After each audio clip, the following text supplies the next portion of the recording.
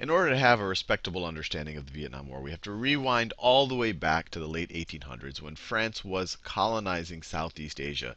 And in particular, it colonized what is now Laos, Vietnam, and Cambodia. And they were collectively called French Indochina. You can see Cambodia here, Vietnam along the coast, and then Laos right over here. And France stayed the colonizing power. I have a little gap in my timeline here. And they stayed a colonizing power all the way through World War II. And so you can imagine during World War II, France was quickly overrun by the Germans. The Vietnamese wanted their independence, and so you have a liberation movement that rises up, and it was led by the Viet Minh. And the Viet Minh were led by Ho Chi Minh. And this right here is a picture. This right here is a picture of Ho Chi Minh. And besides being a liberation movement, they were also communist. They were also communists, which you could imagine later on during the Cold War will kind of bias the United States against them. But you fast forward through World War II. Eventually, the Japanese take control over Indochina, over Vietnam. But by the time 45 rolls about, or at least the end of 45, and we know that the United States defeats Japan, now all of a sudden the Viet Minh are able to declare a somewhat temporary independence. And it's temporary because shortly after that, and the region is occupied temporarily by the Chinese in the north and the British in the south, who were part of the Allied forces against the Axis. But eventually you have the French coming back, and they want to reassert their control over their former colony. And you have this war that develops, the First Indochina War, between the French and the people sympathetic to the French, the Vietnamese who are loyal to the French, and the North. And the French, and just to make it clear how it sets up, when at the end of World War II, when you had the temporary occupiers, the British and the Chinese obviously had more influence in the north, the British had more influence in the south. When the French come back, they essentially are able to reinstate control over the south. So right when the Indochina War is beginning, the French already have more control over the south. And actually, historically, the French had more influence in the south as well. During French colonial rule, it was really the southern third of Vietnam where you had a lot of French influence. And this is a current map, and the current map does not have this orange boundary over here that we'll talk about in a second. It's all Vietnam is now unified. But before the Vietnam War, this was not Ho Chi Minh City. This was Saigon. And Saigon was kind of where most of the French control was centered. But you fast forward to 1954. This ends up in a bit of a stalemate. And so you have the Geneva Conference of 1954 that partitions Vietnam along the 17th parallel between North Vietnam and South Vietnam. And the whole point of this partition was really to just allow for a cooling off period, a period where you can have things settling down and then having elections. It wasn't meant to be a permanent partition. But there was a 300-day period where people could move across the partition. And during that partition, you actually had 900,000 people, mainly Catholics, move from the north to south. You also had several 100,000 people moving from the south to the north. So it wasn't a one-way movement. But net, most of the movement by Roman Catholic Vietnamese was from the north to the south. You fast forward a little bit, you eventually have and I'm sure I'm butchering the pronunciation here, No Din Diem take control. He starts off as prime minister in 54. Eventually he takes control, becomes president in 55. This is him right here. He takes control of South Vietnam. And this guy is not a big fan of things like elections or non-corrupt government and all of the rest. And he takes control of South Vietnam. But you can imagine that the United States is positively inclined to him. One, he dresses in nice Western suits and all of that, and nicely combed hair. But he was also anti-communist. And at this time period, the United States is starting to think in terms of Cold War, in terms of how do we stop communism, how do we contain it, this whole theory of containment, that the best way to stop the Soviet Union is to just make sure that communism can not spread, that it gets contained, that we have the domino theory in the United States, that if one country falls to communism in a region, that the rest of the countries will eventually fall, and that is not good for containment. So we did not want South Vietnam to fall. We essentially start supporting these characters over here. And even from the early 50s, the United States starts supporting the anti-communists. And at first, this support, it's in the, I guess we should say, the guise of advisors. But these advisors, one, we start sending more and more aid, more and more advisors, and these advisors start getting more and more involved in the actual conflict. And so after this partition, you can imagine that you still have an ongoing conflict between the North and the South. And on top of that, you have actors who are sympathetic to the North, sympathetic to the Viet Minh, sympathetic to Ho Chi Minh in the South. Some of them were in the North, they come back to the South. Some of them were just in the South, and they did not like the DM government.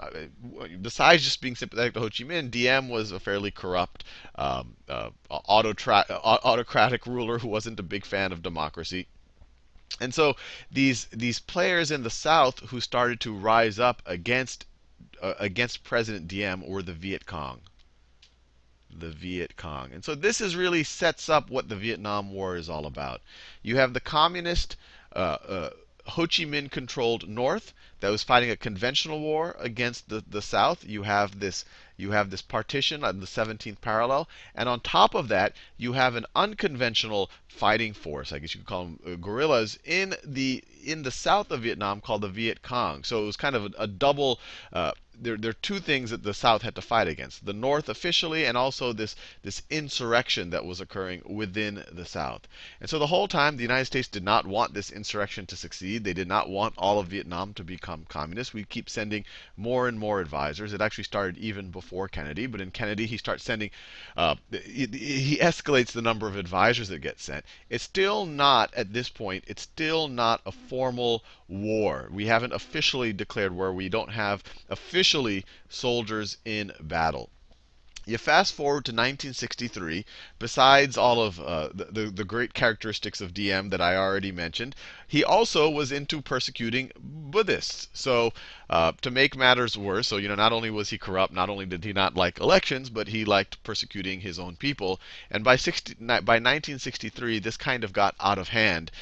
His level of persecution of the Buddhists, he started storming temples and all the rest. And so he was assassinated. And not only was he's assassinated, it kind of leaves this power vacuum. You have all of these people jockeying for control. None of these really especially savory characters inside the South. These two guys eventually come to power, Win Cao Kai and Win Van Tu.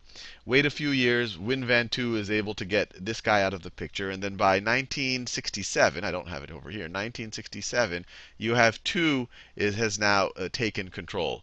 But during that period, or actually before Kai and Tu take power, in 1964, you have one of the shadiest incidents in American history. As you can imagine, we, as in our function as advisors, we had sent ships into the Gulf of Tonkin, right off of the coast of North Vietnam.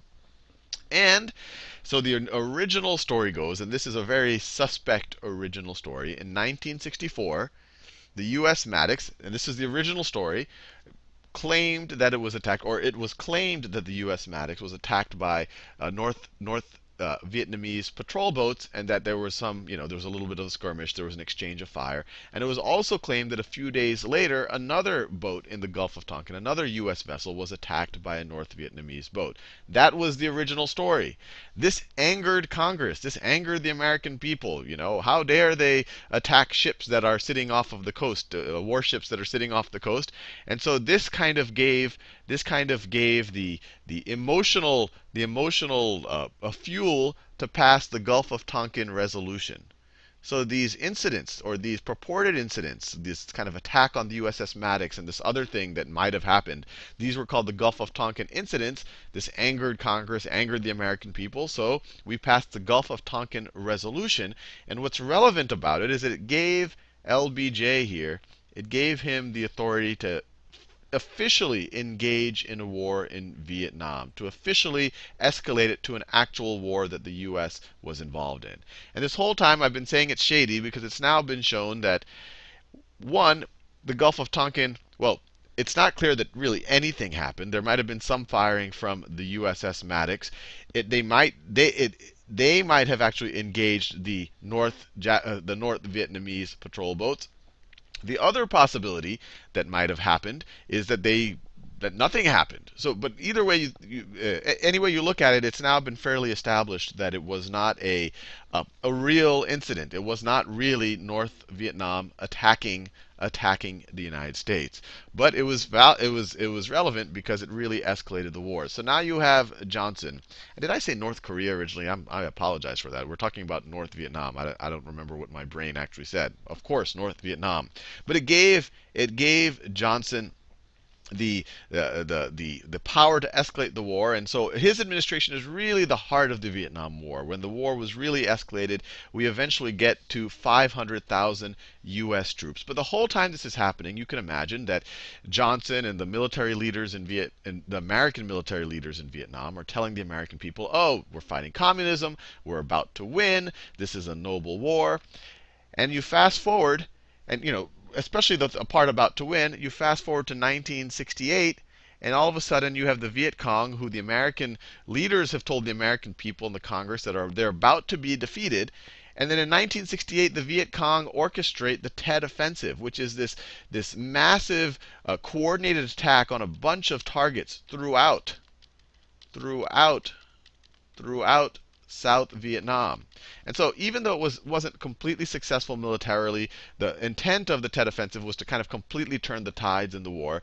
It made the American people and Congress rightfully suspicious. Mr. Johnson, you had told us that we were about to win the war and we were about to, the Viet Cong were almost defeated, and all of a sudden they orchestrate this sophisticated attack on us. It rightfully made the American public suspicious. On top of that, and this probably made matters a lot worse, the My Lai massacre comes out. And in every war there are massacres, but the United States at least believes that its soldiers can kind of take the high road, that they don't engage in these type of things. But the My Lai massacre showed that really no soldiers are immune to massacres, and this is really a disgusting massacre, and it was documented. And if you really want to be disturbed, do a Google search for images of the My Lai massacre. It will ruin your weekend. It'll depress you.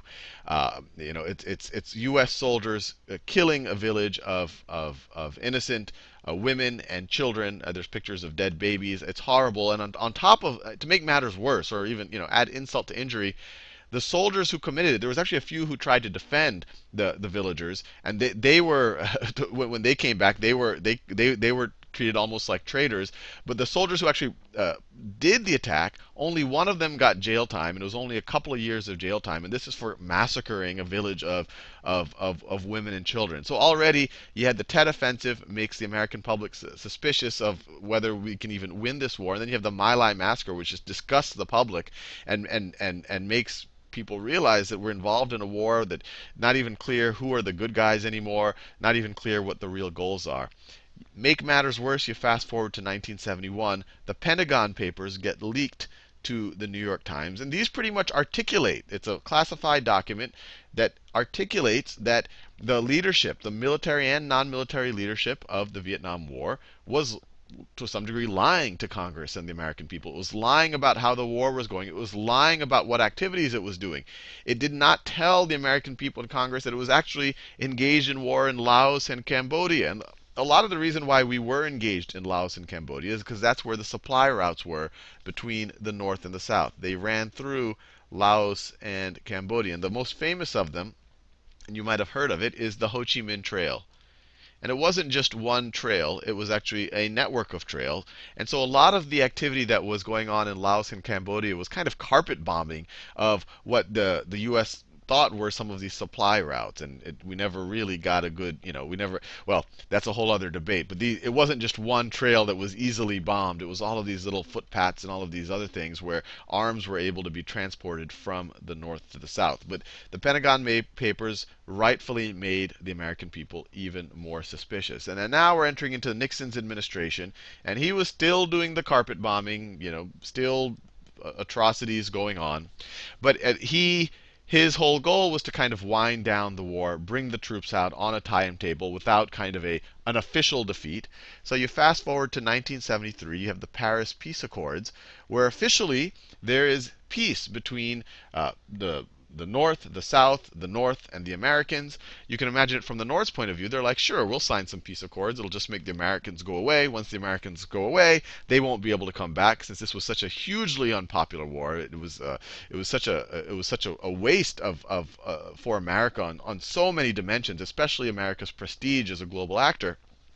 We'll just wait for them to leave, and then we can overrun the South after that. And that's essentially what happens. In 1975, the North just overruns the South, and then and then later that year, you have Saigon falling to the north, and then it becomes Ho Chi Minh City. And just this whole period, you have President Tu is in power, and just to show where his priorities are, right near the end, right when the North is falling to South Vietnam, and you can kind of see the writing on the wall. He gives a speech to the Vietnamese people saying that he'll never desert them.